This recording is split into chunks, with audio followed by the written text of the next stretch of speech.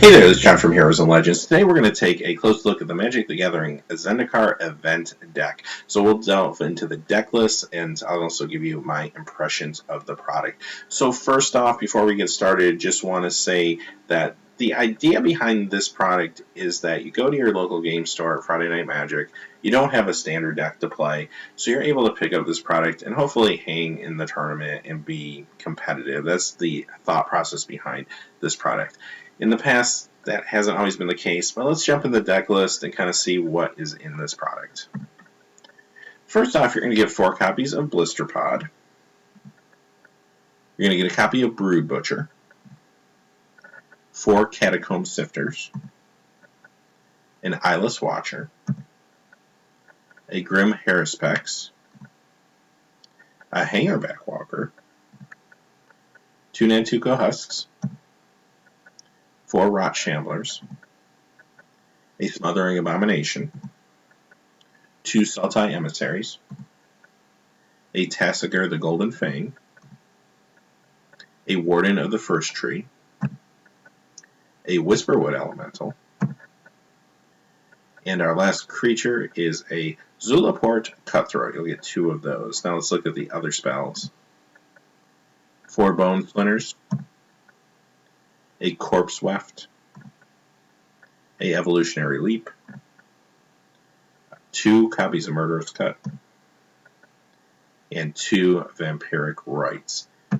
Now we'll look at the mana base: 4 Evolving Wilds, 4 Jungle Hollows, a Llanowar Wastes, 2 Rogue's Passage, 7 Forests, and 6 Swamps. These do appear to be the old style, not the Zendikar style, full art.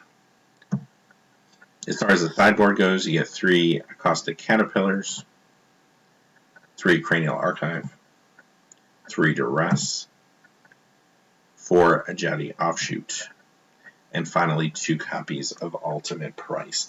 So here's my impressions of the deck. Much like past event decks, I don't really think this can hang with top tier standard decks. And when you go to your Friday Night Magic, you're going to see some of those. You'll probably see quite a few of those depending on your play group.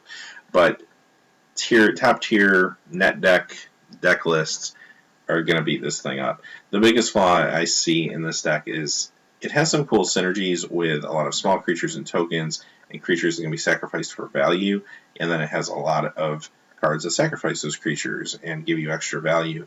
That's all well and good, but the only problem is what happens when you draw a handful of creatures but no way to get rid of them, and you're stuck with a bunch of 1/1s, or in the other hand, you draw all your sack outlets and not your creatures. So the deck feels a little clunky. Again, not that it's a horrible deck, but when it's going up against top tier, like well-oiled decks, it's going to come up a little short. Now, they compensate for that by packing in a ton of removal, and we see this with Ultimate Price here in the sideboard, as well as 4 Bone Splinters, and we see multiple copies of Murderous Cut.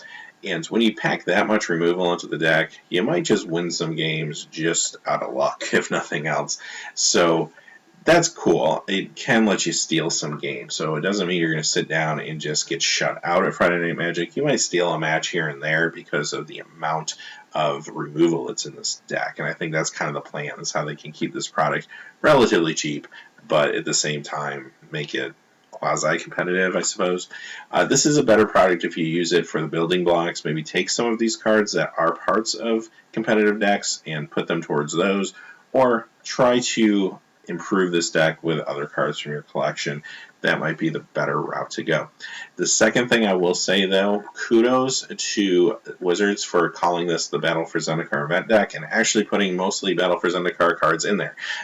That's been my biggest complaint with this product in the past. They'll say Dragons of Tarkir event deck or what have you, and then most of the cards are from like Khans of Tarkir, and there's like 3 cards from Dragons of Tarkir.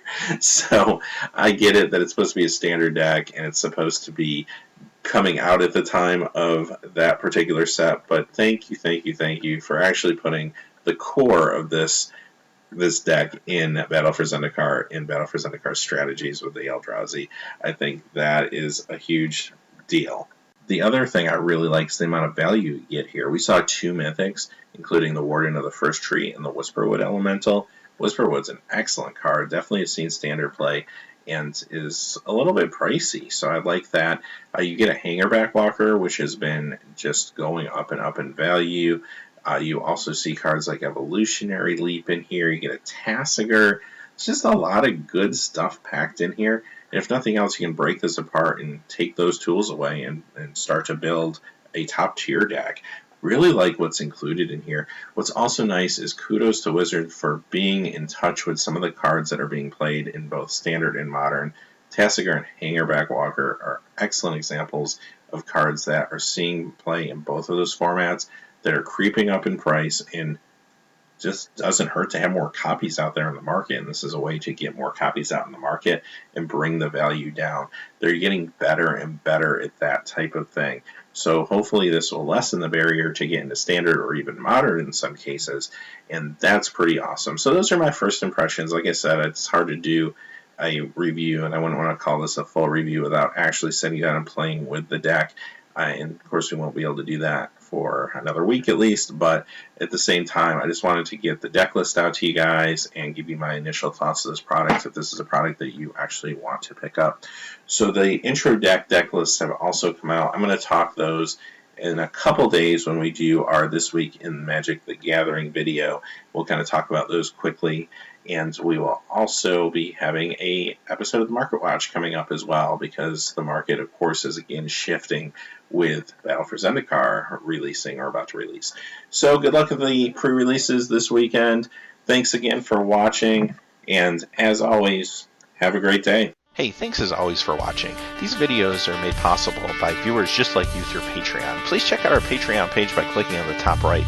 Down below we have more links to quality Magic the Gathering content, and if you're interested in seeing trading cards open that aren't Magic the Gathering, check out the link to our trading card channel, Heroes and Legends Trading Cards. Thanks and have a great day.